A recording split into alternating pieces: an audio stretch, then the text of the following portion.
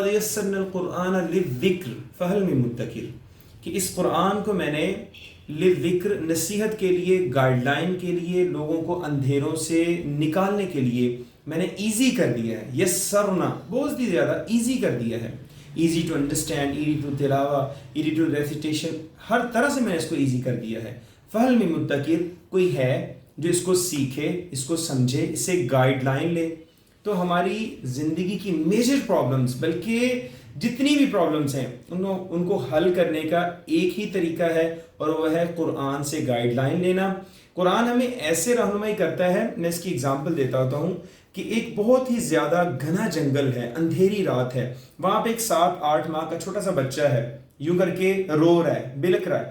کہیں سے اچانک اس کی ماں جو ہے وہ نمودار ہوتی ہے، اپنے بچے کو سینے سے لگاتی ہے، آغوش میں لے کر اس کو ایک بہت ہی محفوظ مقام پر پہنچا دیتی ہے.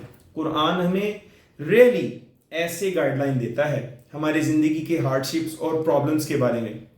ہم پریشان، انتہائی پریشان، ٹینشنز میں بیٹھے ہوئے ہوتے ہیں، لیکن ہم جیسے ہی قرآن کو اوپن کرتے ہیں، اللہ کریم ہمارے سامنے ایسی کوئی آیت، ایسی کوئی چیز لے آتے ہیں جس سے ہمیں بہت ہی زیادہ رہنمائی ملتی ہے، ہم اس پرابلم سے باہر آ جاتے ہیں.